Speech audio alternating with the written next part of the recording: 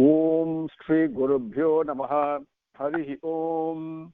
Sumukascha Ekadantascha Kapilo Gajakarnakaha Lambodharascha Vikato Vignarajo Vinayakaha Dhumaketur Ganadhyakshaha Palachandro Gajananaha Vakratundaha Surpakarno Herambaha Skandapurvajaha Suklam Bharadaram Vishnum Sasivarnam Chaturbhujam Prasannavadanam Dhyayet Sarva Vighnopasanteye Yasyat Viradavaktradhya Parishadhya Parastatam Vignam Nignanti Satatam Vishvaksenam Tamastraye Gurur Brahma Gurur Vishnu Gurur Devo Maheswaraha Guru Sakshat Param Brahma Tasmai Sri Gurave Namaha Satchidananda Rupaya Krishnaya Aklishtakarine Namo Vedanta Vedhyaya Gurave Buddhisakshine Krishnadvaipayanam Vyasam Sarvabhuta Hiteratam Vedabhyabhaskaram Vande Samadhi Nilayam Munim Narayanam Namaskritya Naranchaiva Narottamam Devim Saraswatim Vyasam Tato Jayamudirayet Janmadhyasya Tataha Anvayat Itaratascha Arteshu Abhignagasvarat Tene Brahmahruda Yaha Adikavaye Mukyanti Yat Suryaha Tejovari Mrudam Yatha Vinimayaha Yatra Trisargo Mrisha Dhamna Svena Sada Nirasta Kuhakam Satyam Param Dhimahi. Now with Swami's grace we will continue from where we left off. Adhyayam 16, Skandam 3. We came up to Slokam number 9, I believe.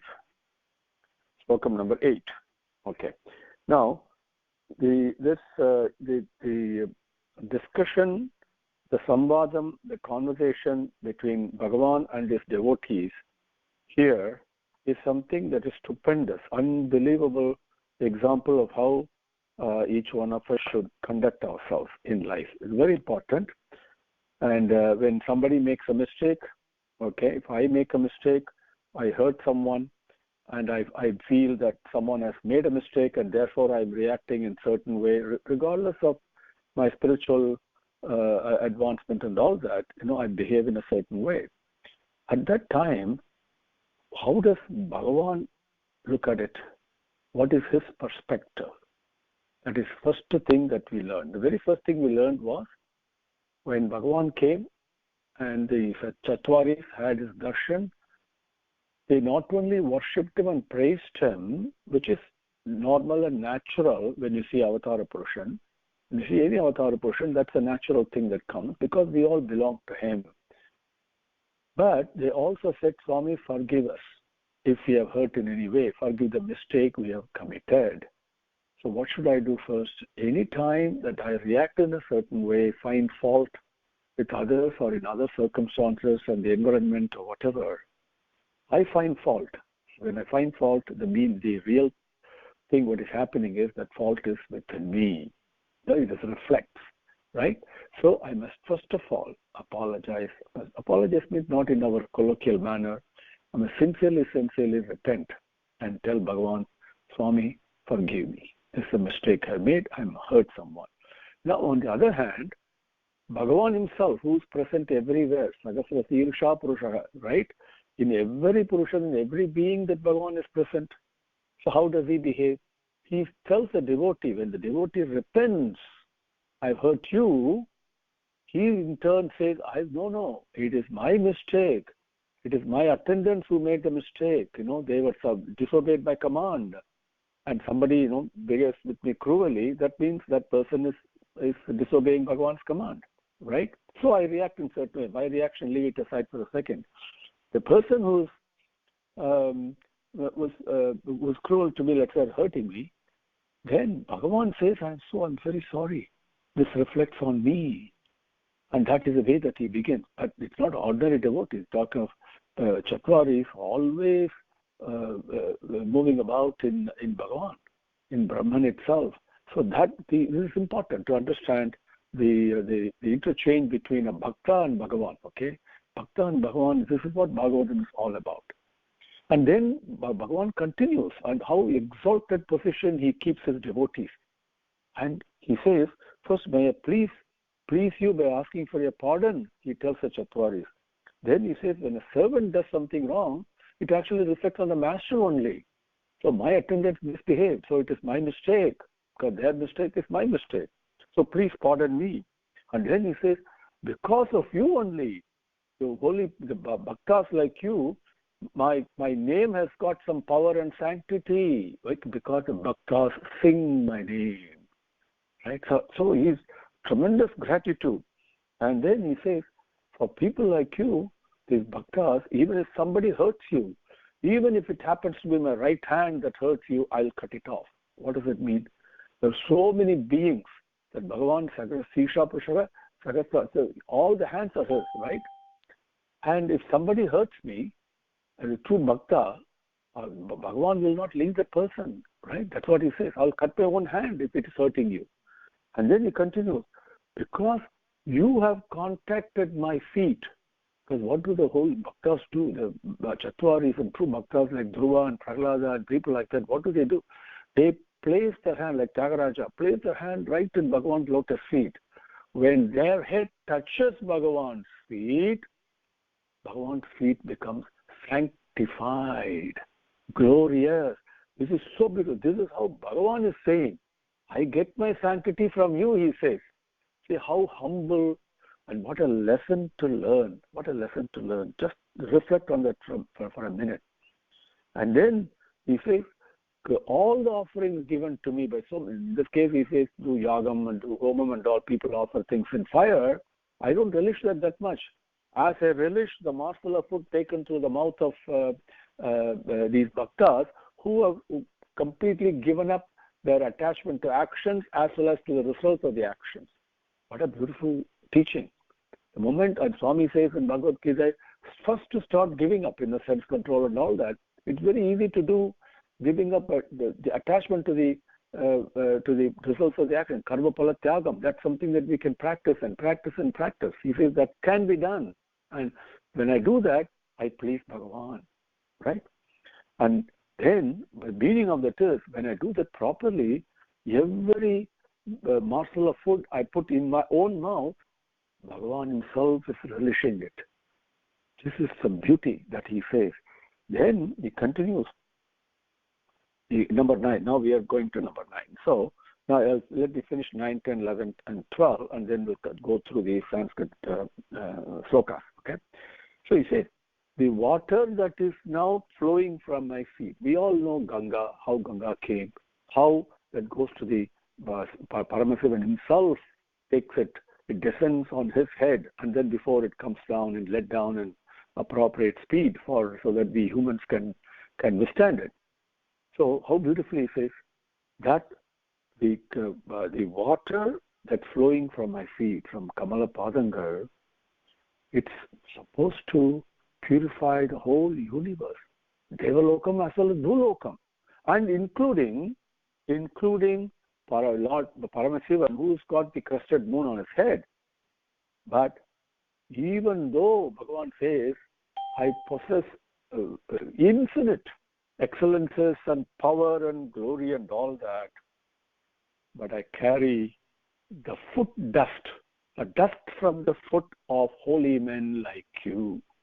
Bhaktas, to recall what Krishna Bhagavan did in the Aswamedha Yagam when Yudhishthira performed it, how he treated the various Vedic Pandits and the Brahmanas that comes there to perform the Yagam. This is not a joke. Bhagavan truly, truly takes the dust of holy people, of Bhaktas, and put it on his own head. That's what he says. And because that is the power of these Bhaktas. Bhakti is the most powerful. Love for God and love for God and God's love for Bhakta. Both are one and the same.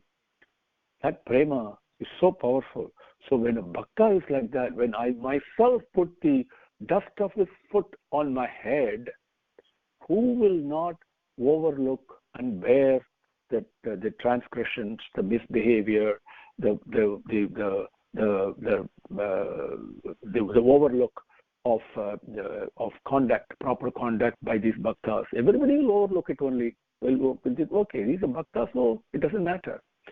So as Rama says in Ramayanam, my Bhaktas will not commit any mistakes. First statement he makes. Second statement he follows. He says, even if they make mistakes, they are not mistakes. See, this is the exalted position Bhagavan keeps the bhaktas, the devotees. So he continues. And then he says, the holy people, the brahmanas, the cows, and the poor and the downtrodden, the people whom the society dismisses and don't take care of people who don't have any other recourse other than Bhagavan himself. So these people, when those who view these as separate from them and persecute them and cause harm to them, they are blinded by their own sins. And you know what will happen to them? Bhagavan says, when Narayana is now talking to Chatvaris, people who do not respect Brahmanas. Brahmanas, again, I underscore, it is nothing to do with Varnam. Okay? Here he's talking about Brahmanas as Bhagavan Krishna defines in Bhagavad Gita. It's based upon gunas. The gunam is one of sattvic gunam, completely always imbibing the nectar of Brahman, always living in Bhagavan. That is Brahmanas. Those Brahmanas, cows, and the downtrodden people who treat them cruelly, they will be torn and into shreds by my eagle-like emissaries that will throw them at the directions, and they will be torn to shreds, is what Bhagavan says. Then he continues, on the other hand, even when a holy man insults you, okay, that this person sees myself in him and remains very joyful and very pleasingly and very sweetly talks to him very lovingly. Okay, that person is the one that I'm attracted to. So this is how I should behave. Okay. Then Bhagavan now says a beautiful thing.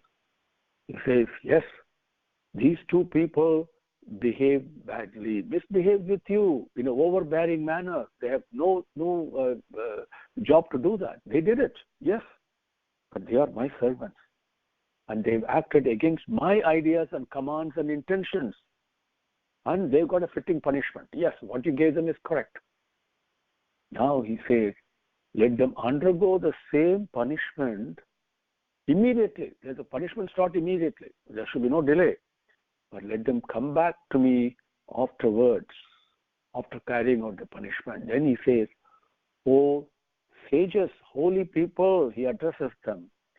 Please, will you please permit, will you please grant that these servants of mine, the separation of me from my servants, from my bhaktas, is kept as short as possible.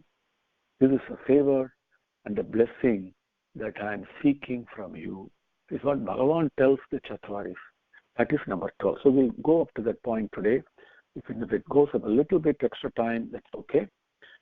Because tomorrow there will not be a class. So number 9, sorry.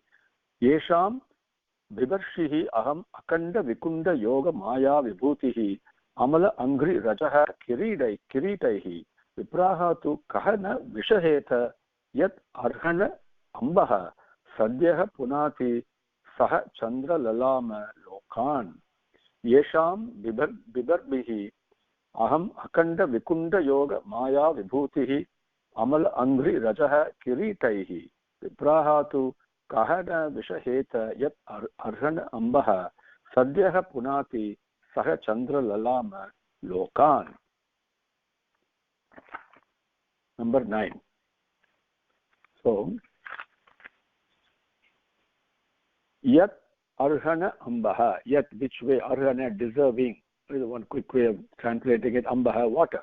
So here, which the water from my feet, saha chandra lalama lokan, saha chandra lalama, wearing the crescent moon on his head, which is Parameswara, lokan, along with that Parameswara, all the worlds, all the 14 worlds. Okay, it is not just Bulokam.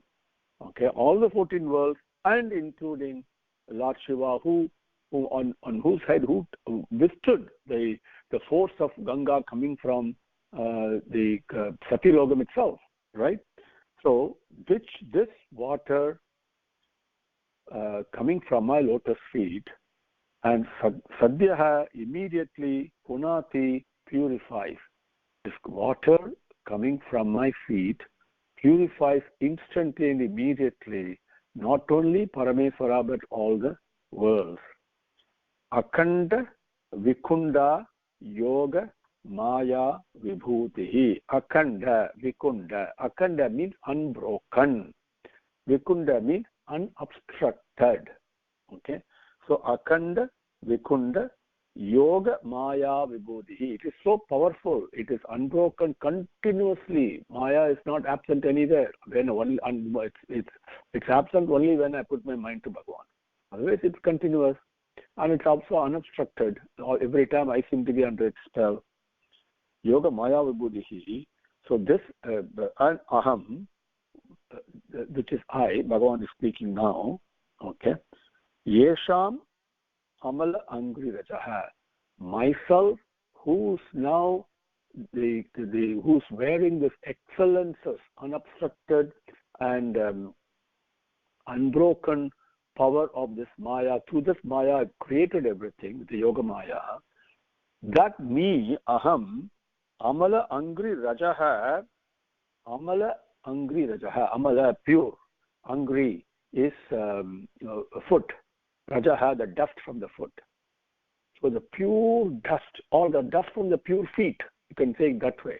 The dust from the pure feet of the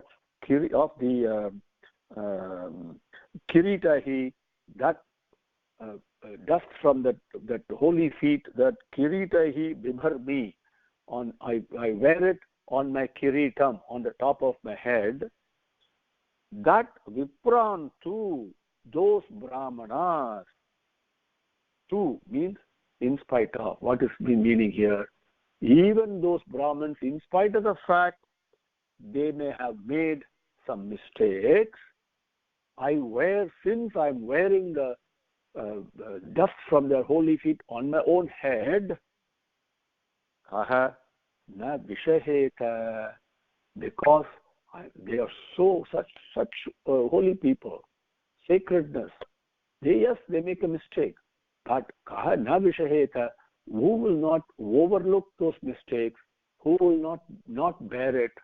It means it has to be borne. You just ignore it. When holy people make a mistake, they are not mistakes at all, is what Bhagavan says.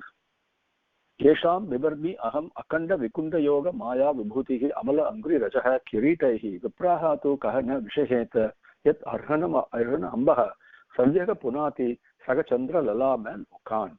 Number 10. Ye me tanuhu vijavaran dugatihi madiyaha bhutani alabda sharanani cha bheda buddhaya drakshayanti adakshata drusaha hi ahimanyavaha tan grudra rusha mama kushantyati adidhanda netuhu. Now, even the words itself, you can see some of them are quite rajasic words. In Sanskritam, you can understand the meaning of what they say from the way they sound. Ye me tanuhu vichavaran dugatihi madiyaha bhutani alabdha sharanani cha bheda buddhaya drakshayanti adakshata drusaha hi ahimanyavaha tan grudra rusha mama kushantyati adidhanda netuhu. Ye, those people who me tanuhu, like my own body. Tanu means body. In this case, Bhagavan, there's no difference between Bhagavan and Bhakta. Please remember that. Always remember that. Bhagavan and Bhakta are one and the same. There's no difference. And there's no difference between Srimad Narayana and Dhruva. No difference between Narasimha and Prahlada. Okay, it's one and the same. So that Bhakti appears in different forms. That's all. Prema is what is finally it is. So, ye me tanuhu, my own body, that means my own self, as Bhagavan says in Bhagavad Gita, he is me and I am him. Okay. So, ye me tanuhu, vijavaran, the best among the Brahmins. Brahmins again, they are so skilled, always like Brahmanishtai, like Sukamuni, like the Chatwaris, but vijavaran, duhatihi, madiyaha duhatihi. The madiyaha means they are revered by me. Madiyaha, they are revered by me, and those people, those Brahmanas, Then duhatihi is cows. Then alabdha sharanani, such a beautiful Sanskrit word. So we just take just about less than half a minute and share this beauty of the Sanskrit with you. Alabdha sharanani, labdha to attain, alabdha to not attain, not available, sharanani to the recourse, the refuge. That means alabdha sharanani, those people whom the world has thrown away. They have no refuge, no other place to go to. What we call as the poor section of the society, the unattended, unserved, right? The downtrodden, and nowadays even the elderly people are being thrown away. Where will they go? What refuge do they have? Alabdha sharanani. For them, who's the refuge? The only refuge is Bhagavan. Anyata sharanam nati. There's no other refuge. There's no other recourse.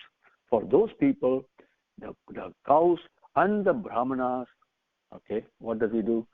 And bhutanicha, all the other beings, Veda Buddhaya, looking at them differently from me. While I am the one who's there everywhere, but these people, they look at brahmanas and cows and the downtrodden, everybody as different and separate. And with that feeling of separation and differentiation, as if, I'm not in them.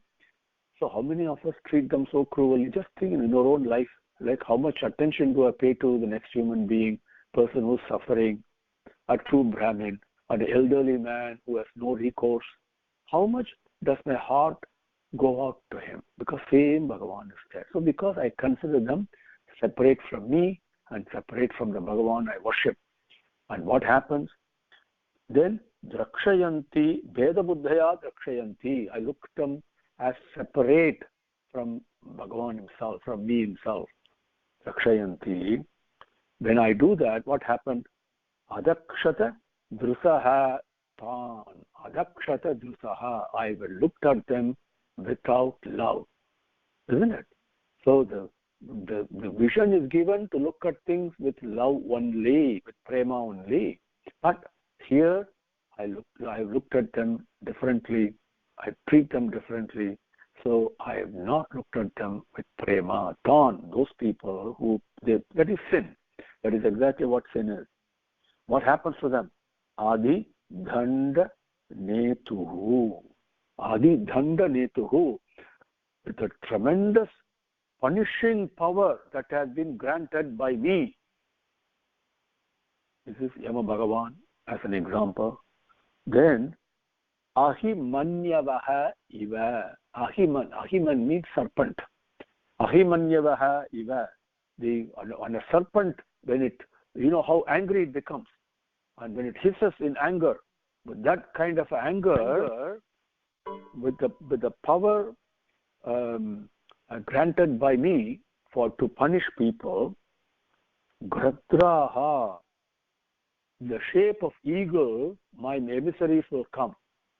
Okay, on these your eagles, what do they do? Rusha, very angrily, with tremendous anger, kushantihi, they will punish, they will cut them to pieces. People who commit such sins is what Bhagavan says in Slokam number 10. Ye me tanuhu vichavaran dugatihi madiyaha bhutani alabdha sharanani cha bheda buddhaya rakshayanti adakshata drishaha hi ahimanyavaha tan grudra rusha mama kushantyati adidhanda netuhu. Number 11. Ye brahmanan mayi diya kshipatah archayantah tushyat dhrudah smita sudhokshita padmabhaktraha vanya anuragalaya atmajavate granantah sambodhayanti aham iva aham upahrutah taihi. Okay, taihi aham upahrutah. Taihi, to them, aham, I upahrutah, get attracted to. Okay, how beautiful it is. So what happens? Whom does Bhagavan get attracted? The previous slokam, he said, if you do this, you commit sin and tremendous anger and punishment will be inflicted upon you.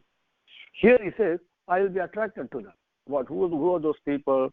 Ye brahmanan mayi dhiya kshipataha archayantaha. Ye, those people who kshipataha, even when they are behaving in an inappropriate manner, speaking unkindly, doing something out of anger, right? Even when a holy man behaves angrily at you, that is kshipataha. He is such a holy man, but he behaves in a non-agreeable manner. The words could be cruel, the action could be cruel, whatever it is. Kshipataha.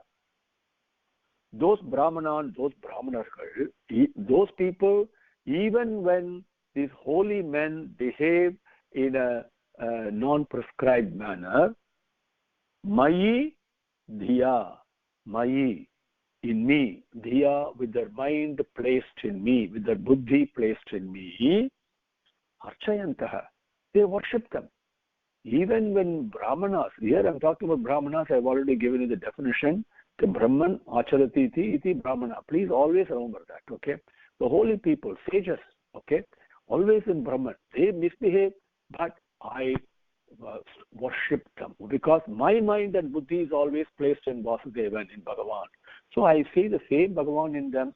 I worship them, archayantaha, and being very satisfied and contented, I get the opportunity to worship them. Tushyant dhrutaha, tushyanti, tushyat dhrutaha. Tushyat means to be contented, to be very happy, peaceful. Dhrutaha, with that mindset, because now I'm able to worship a holy man, like the way Narada, when he was a young man, young boy, that's what he did, right? And very happy, very contented to be able to serve the Chatvaris, right? And that's an opportunity that doesn't come easily, to be able to worship them. So very happy and satisfied. Smita sutokshitaha. Smita suta akshitaha. With a very smiling face. Eyes are smiling, face is prasannavadanam, very happy and smiling, not not like a castor oil face. So very happy and worshipping them, very contented. And Padma Bhaktraha Anuraga Kalaya Vanya. No, Padma Bhaktraha, let me take that. Bhaktram means mouth is one meaning, another meaning also is face. Padma Bhaktraha means like a face that is with a blooming lotus. So pretty it is, right? Very attractive, very smiling face, and with a mind that is contented, and they are worshipping. And not only that, then Anuraga Kalaya Vanya. Anuraga Kalaya means with fully soaked in premam, in love. Very lovingly, Vanya, the words they speak. They speak very lovingly. And Atma Javat, very important. When a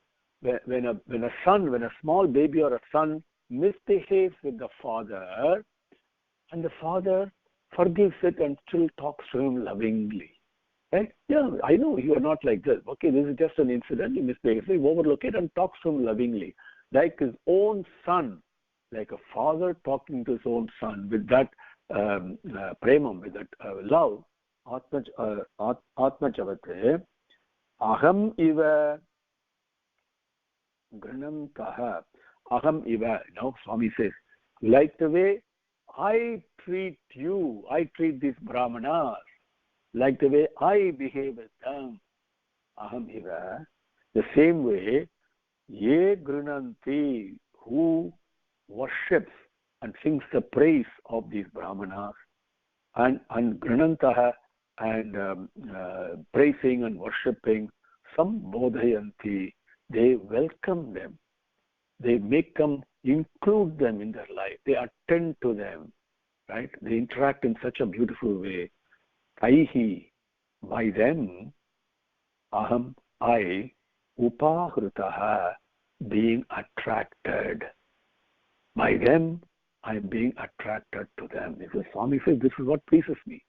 Is to speak lovingly, to have a beautiful lotus-like blooming face, happy face, with a smile on my face, and mindset that is always contented.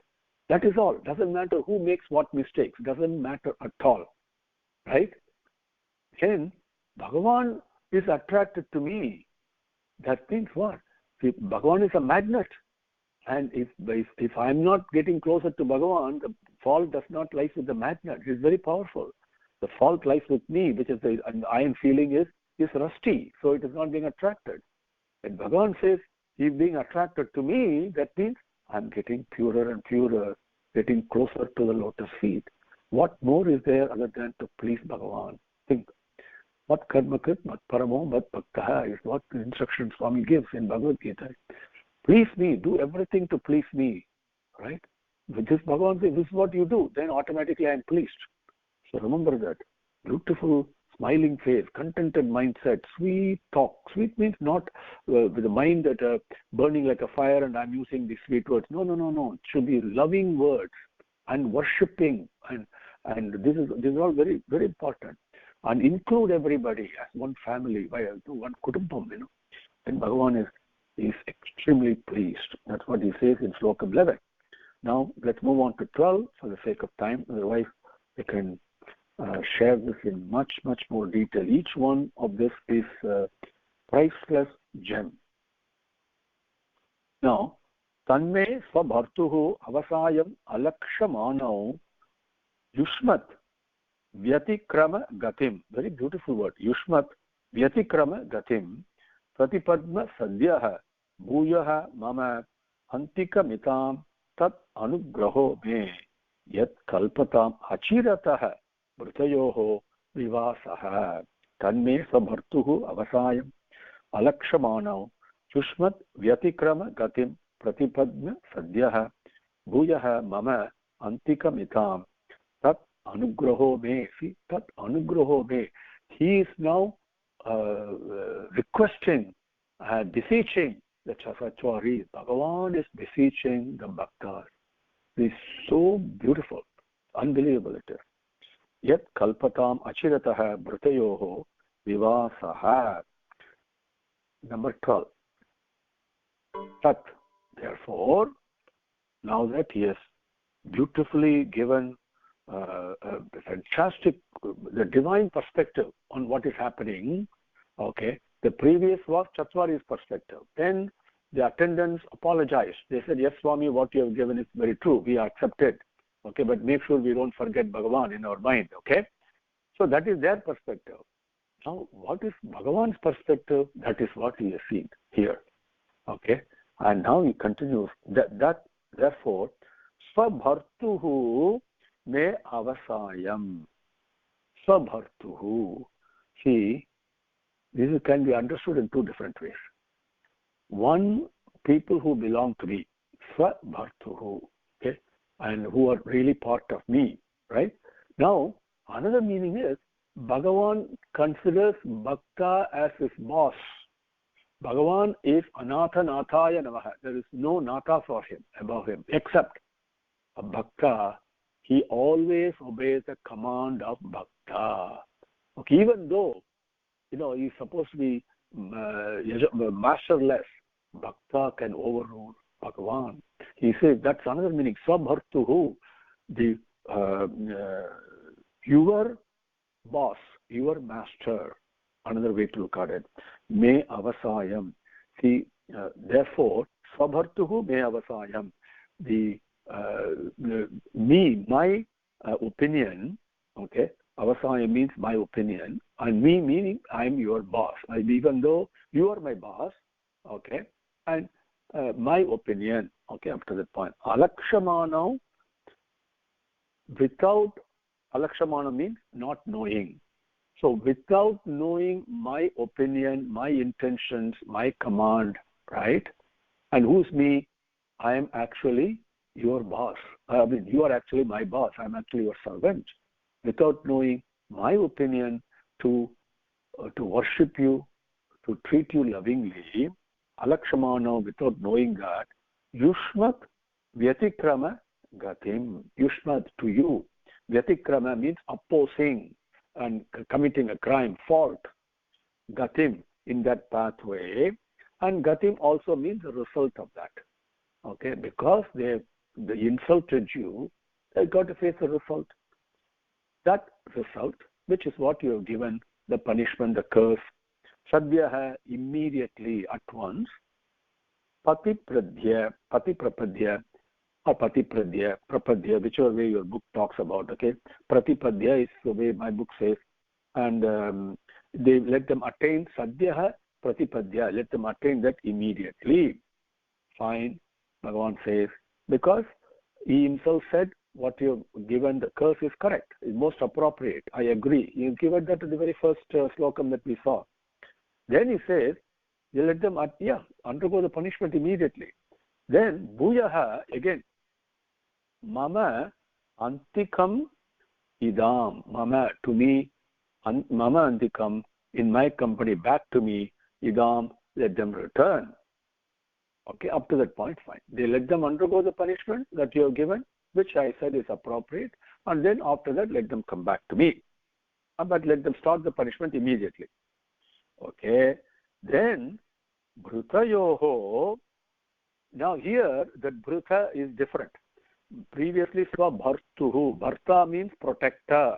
Okay, master. That's why we say the husband is considered a Bharta, because he is supposed to give the protection for the familyhood. Okay, Swabhartuhu, my protector, is the way he addresses them.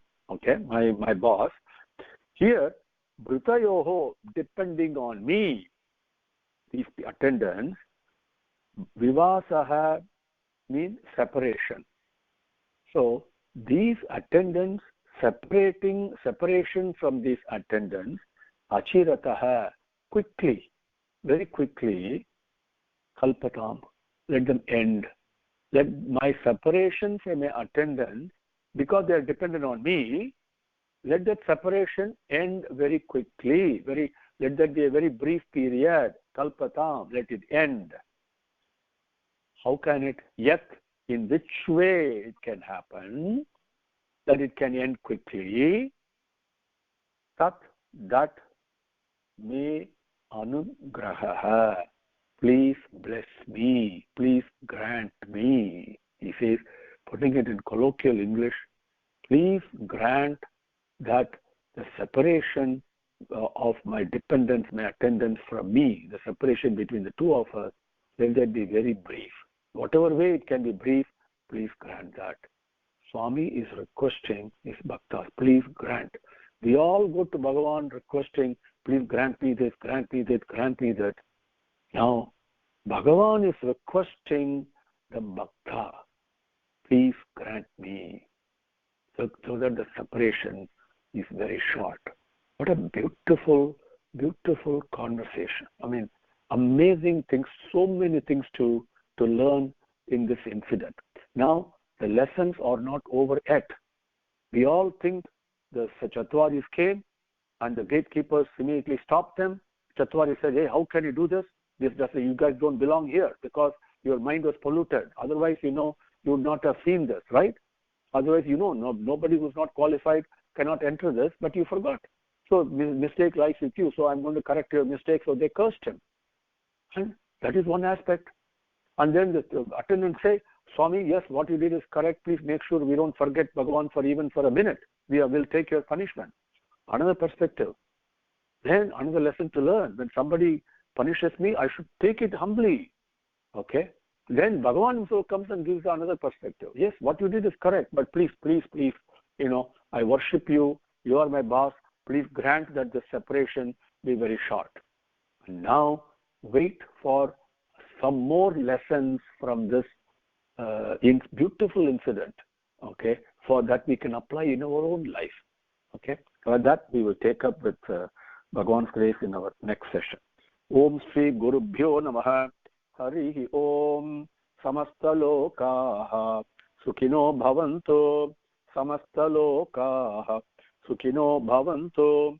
Samasta Lokaha Sukhino Bhavanto. Om Shanti Shanti Shanti. Harihi Om.